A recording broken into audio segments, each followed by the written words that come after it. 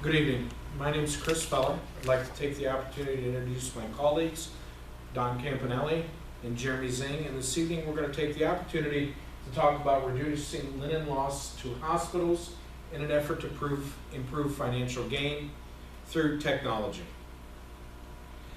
We're going to talk about a couple of different aspects this evening. We're going to talk about the company overview, who we chose to do this topic on. We're going to talk about our content experts and how they helped us with our IT audit. We're going to learn about the current business model and the problems it creates for the organization.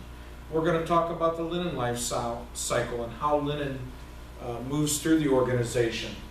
We're going to talk about some of the causes of linen loss, to include a lack of accountability by staff, misuse, lack of education, hoarding of inventory, theft, and then improper disposal. We're also going to take the opportunity to talk about some of the current technologies that the organization has in place to help minimize some of these opportunities. And then we're going to talk about our own internal recommendations, as we've put a lot of research into what opportunities are out there for improvement. And then lastly, we'll open it up to the group for questions. Our organization of choice was Altman Hospital. Altman's located at 2600 6th Street, Southwest in Canton, Ohio. Their CEO is Edward J. Roth. Altman Hospital was founded in the late 1800s by Elizabeth Harder as a nonprofit healthcare organization, of which Canton is proud to say continues to be a nonprofit organization. Through that growth over an excess of 125 years, they've accumulated 8,000 employees. They are the largest employer in Stark County. Over 1,032 hospital beds, as we look at 4 different hospitals across the organization. Over 800 physicians, encompassing those hospitals that we previously mentioned of Altman Hospital, Altman Alliance, Altman Orville, and Altman Specialty Hospital. Altman Hospital also has Altman College, used as a stopgap for labor shortages and to help get new employees educated and into our facility faster. And they're also home of All Care Insurance Company, as a leading provider of benefit insurance packages across Stark County, and to help facilitate that is 21 plus off-site physician offices. To conduct our IT audit, we took the opportunity to sit down with 2 experts at Altman Hospital. Those experts have almost 70 years of healthcare and linen experience behind them. The first is Orlando Goncalves. Orlando is Altman Hospital's Executive Director of Storage and Distribution. Orlando's been with the organization for 42 years in a multitude of different facets and roles, but most importantly as the Executive Director of Storage and Distribution, which gives him the ultimate responsibility for linen in the organization. Orlando has had a very successful career with Altman Hospital. He's exceeded national benchmarks in terms of inventory management for 15 plus years, and he's also found ways to reduce and provide cost savings for our supply chain in excess of $1 million in working with our surgery departments. Secondly, I'd like to introduce Ms. Joanne DePiro. Ms. DePiro has over 30 years of healthcare experience as the Director of Environmental Services. She was most recently hired at Altman Hospital approximately 1 year ago, but brings a wealth of information to the table in terms of what an organization can provide in terms of patient satisfaction and cleanliness. Some of her bigger successes include over 30 years of hospital linen experience she brings to the table, as well as being one of the first environmental services directors in Ohio to bring UV robot disinfection into the patient environment. Both of these individuals were able to provide us a wealth of information through in-person interviews on September 10th. So what is their current practice for linen, and what does that entail in terms of problems? Well, when we look at the business model, in 2016, Altman Hospital, in the essence of mitigating a capital outlay, made the decision to outsource their laundry. That was done through an RFP process, at which time Paris Cleaners Incorporated, or Paris Linen, was selected to be their contractor of choice.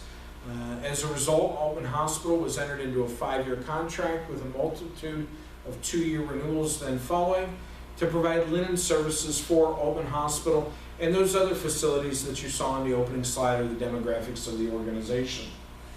What that did was provide an immediate cost savings for the hospital.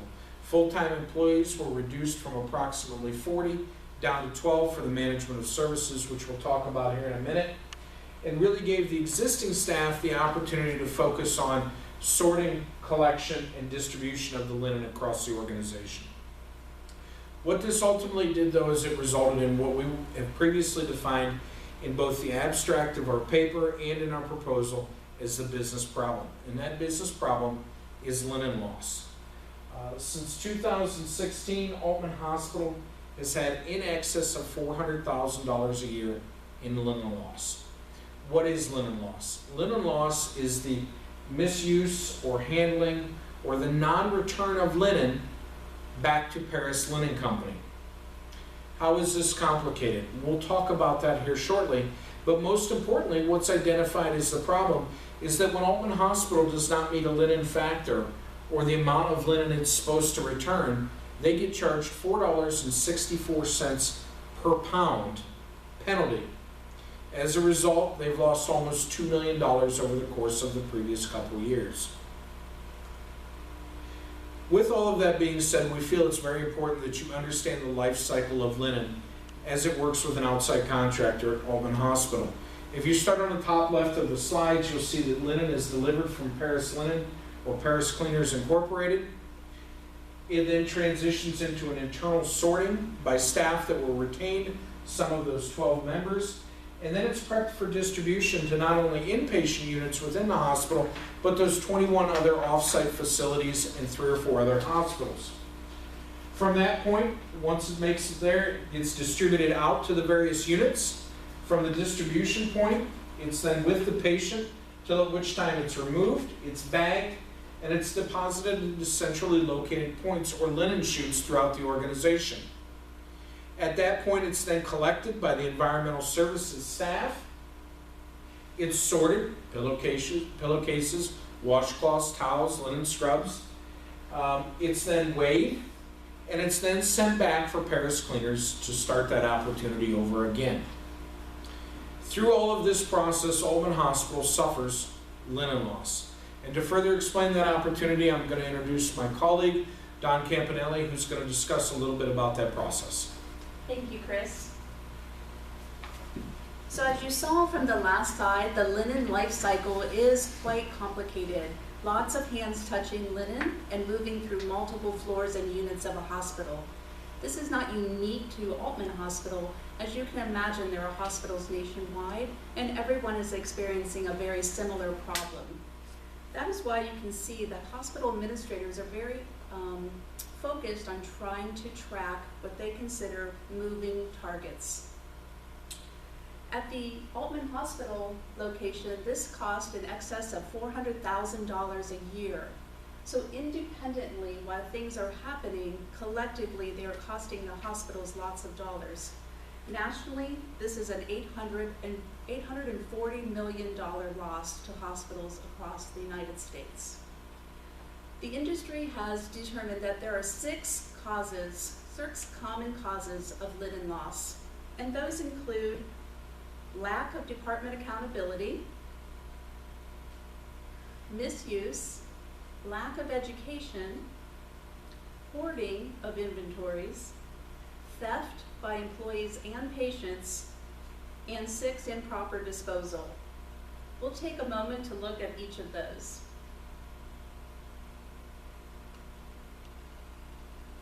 Lack of staff accountability speaks directly to the bottom line.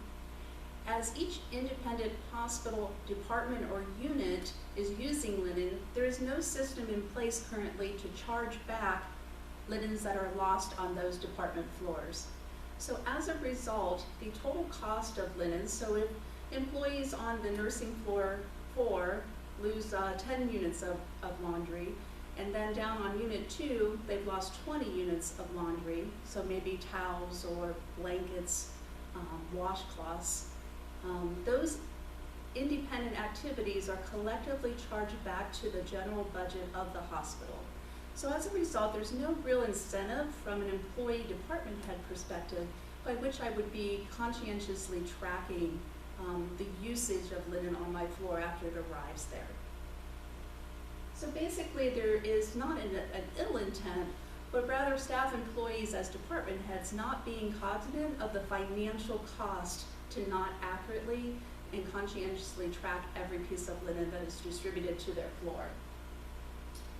The other thing that happens is in relationship to the damage of scrubs. So as you can imagine in the hospital, as Chris described, with over 800 physicians and 8,000 employees, there's lots of people wearing linens. So scrubs are considered part of the linen inventory, and sometimes it gets hot, sometimes you just really want to add some creativity, but those actions by employees are causing misuse and destruction to the scrubs.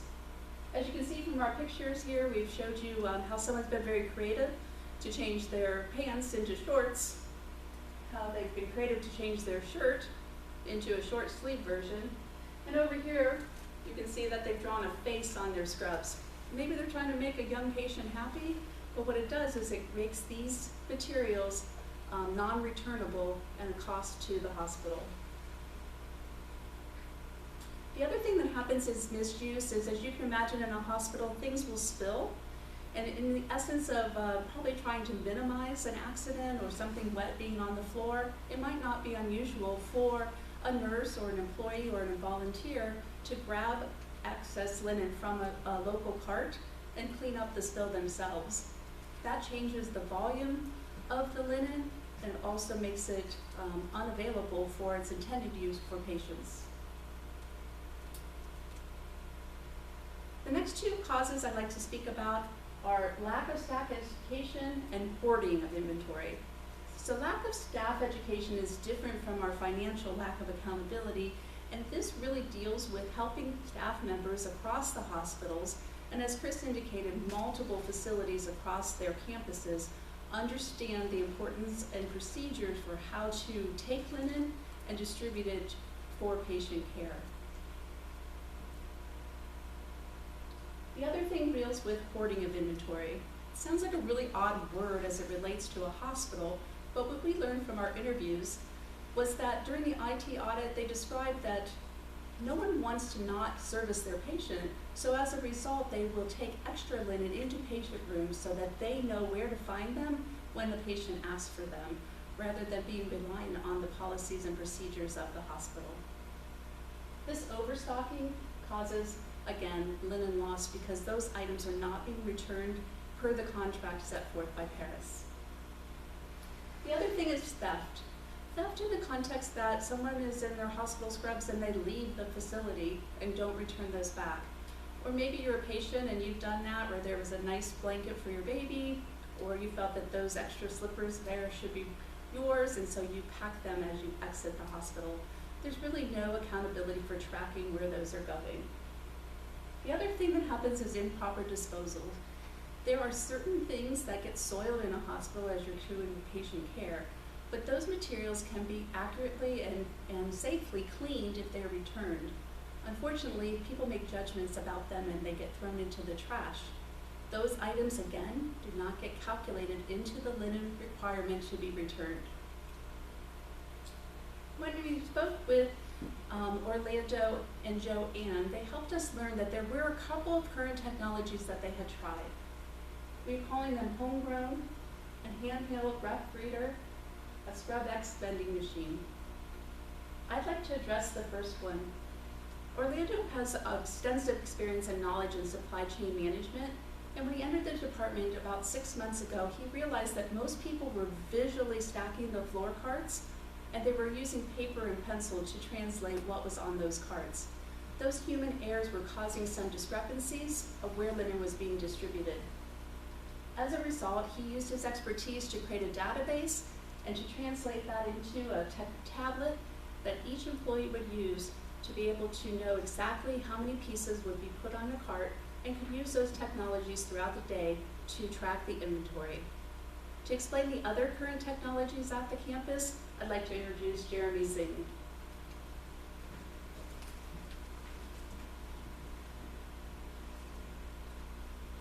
Thank you, Don. Jeremy Zing, as previously mentioned. So some of the current technologies that are also being utilized to help the linen loss problem is an RFID scanner provided by Paris, the company who owns the linen. So as Don mentioned previously, hoarding does occur. Scrub, and I'll go on a little bit later about scrubs are issued to each employee. They get 2 sets per week, and they have to return sets in order to get credits for that. So sometimes they fear that they might not be getting enough scrubs, and they'll take some, however they might acquire additional scrubs, and they'll keep them in their lockers or other areas within the facility. Paris provides a scanner. They go outside the lockers, see if there's any scrubs in there, and maybe have a conversation with that employee to make sure those scrubs are returned back to the proper place, so the company can get credit for it. And then, as we're talking about scrubs, Altman currently uses this Meditech ScrubX vending machines. As I mentioned earlier, each employee is given 2 credits. They can go up to any of the vending machines, put in their ID, get their scrubs doled out to them, and it takes only a couple seconds for them to get their scrubs, and it monitors and keeps track of how many scrubs are issued. However, it's easily manipulated, and we'll kind of talk about that a little bit later about items being returned that aren't part of the system. So they'll go back to scanning an item, and they'll maybe accidentally have a towel in there instead of their scrub top or something else that maybe they modified earlier that we were talking about. So now I'm going to step into recommendations. Here we have a couple of charts that are showing some of the leading indicators of linen loss. So a bunch of companies were polled just how big a problem is linen loss for your operations and your customer. Number 1 is it's our biggest issue, and then for the other item, how much of it is your staff play into a factor of that? And again, it was the biggest issue that was notified. So our recommendations are staff education through the organization, internet-based learning management system, or the LMS. The implementation of handheld-based weights and measure system for incoming and outgoing linen, and integration of a house-wide RFID linen tracking system. So staff education. One of the most important things is the staff doesn't understand how much damage they're doing to the company.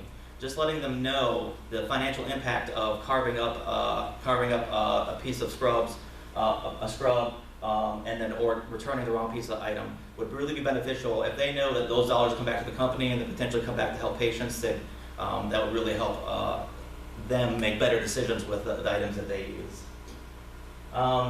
Weights and measures. Right now, Altman doesn't have any other way of, doesn't have really have a way of measuring the inbound and outbound linen just because they don't have the technology on hand. So some of our recommendations were putting in a scale in the dock so the car could just be simply rolled over, get a good recommendation on how much weight's coming in, and the same thing going out. That would help them at least raise a red flag with Paris if there's any issues, any discrepancies they're seeing, and the numbers that are being reported back to them by Paris.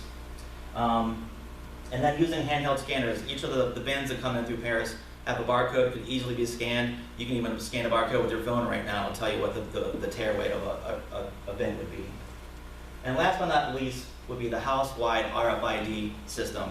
So as we discussed earlier, there is a small RFID system being used by Paris. But the hospital, if they wanted to, they could just install RFID tokens on all of their linen and install gateways to the hospital. That way they would know exactly where each piece of linen is, for the most part, what floor, and if they wanted to get specific, what room it was in if they needed to. But this would help both Paris and Altman. Paris would stop losing linen, and they would have to stop overcharging Altman for the lost linen and not returning recycling items within due time. And this also will track the life of the linen, how many washes it's had, how many times it's been in and out of the building, and all that good stuff. So at that point, I'll just open it up for any questions. All right, thank you very much.